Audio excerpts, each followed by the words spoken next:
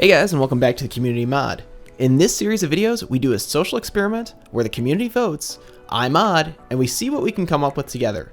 The best part is when the mod is complete, the controller will be given away to one lucky subscriber, so make sure you're subscribed. Finally, make sure your voice is heard by voting in the comments section below, because each time you vote, it represents one opportunity for you to win.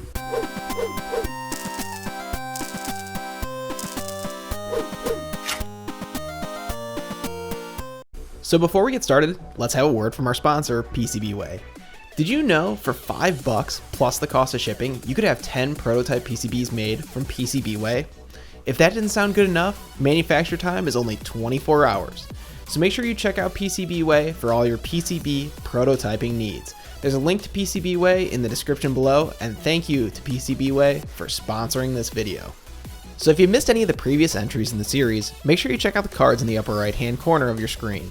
So to recap, in part 1 of the video, we discussed the idea of the community mod, and we introduced 3 other modders who plan to help make this the best community mod to date.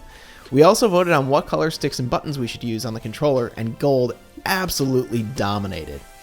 In part 2 of the series, PingPong casted some awesome gold sticks and buttons, and we installed a set of LED rings into the thumbstick and to the C-stick. In that video, I asked you guys to vote on what color paracord we should sleeve the controller with, and voting was extremely close. But somehow, against all odds, this guy won.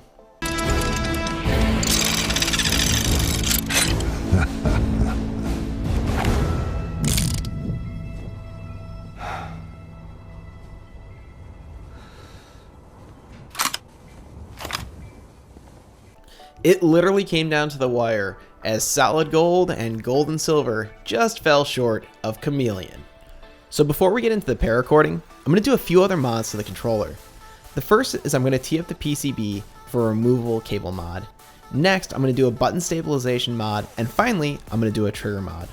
All of these mods were developed by Fire's Custom Controllers, who was kind enough to do write-ups for all these mods and provide me with the parts for it. Thanks, Fires.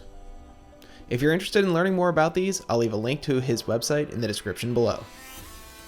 So to tee up the controller PCB for the removable cable mod, it really couldn't be any easier. All we need to do is solder in the 6-pin socket to the controller PCB. It's really easy to do, just make sure you use plenty of flux and you should be all set. So with that out of the way, let's set this aside and we're going to finish it up once we complete the paracording process. Next, we're going to do a button stabilization mod. This is a pretty easy mod to execute and involves using a little bit of Teflon bearing tape to line the inner part of the shell. This is used to reduce the wobble in the face buttons and also allows for a smoother button push.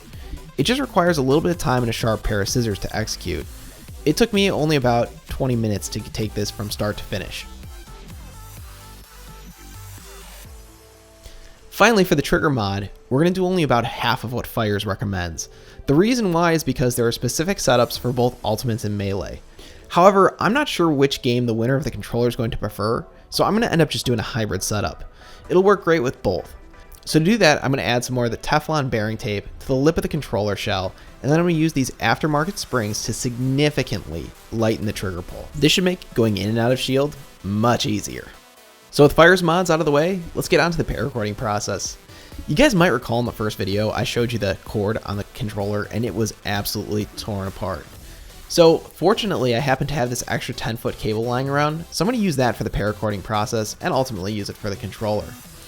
Now, I've done a full tutorial on how to sleeve cables in the past, and while I don't plan to cover the full process here, I figured I'd leave a card in the upper right hand corner for you guys to check it out if you want to see more detail and do it yourself.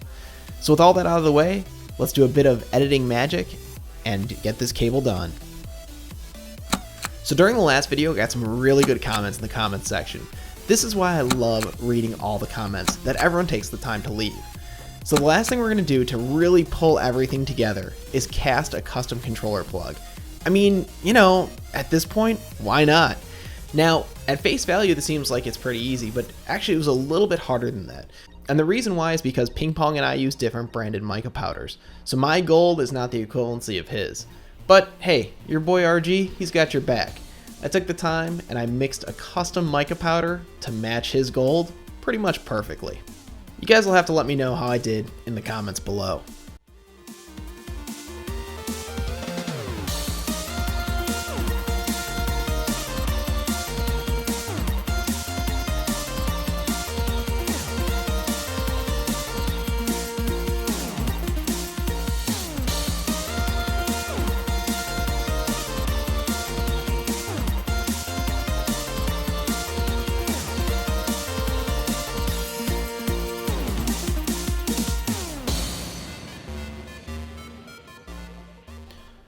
So now let's focus on the second half of the detachable cable mod.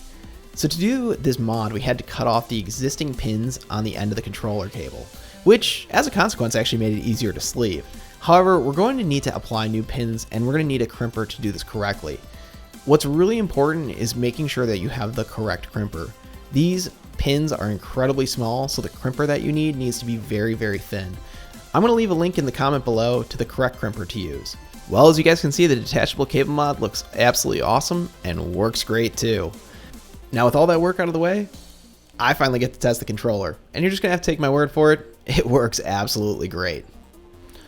But you know, our work here is not finished yet. So now it's time for the final vote, and our guy King Curb is going to do some code magic to come up with something extremely cool for this.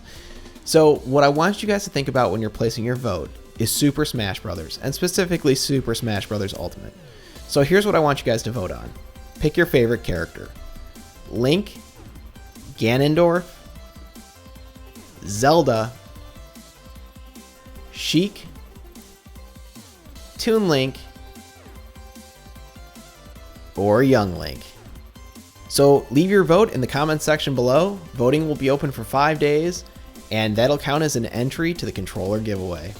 If you're looking for more ways to get entries into the giveaway, make sure you check out the Gleam link in the description for additional ways to enter.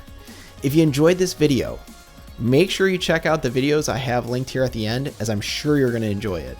With all that being said, guys, thanks for the active participation. It's been absolutely awesome, and I'm super excited to see how this thing comes to a conclusion here in the next video.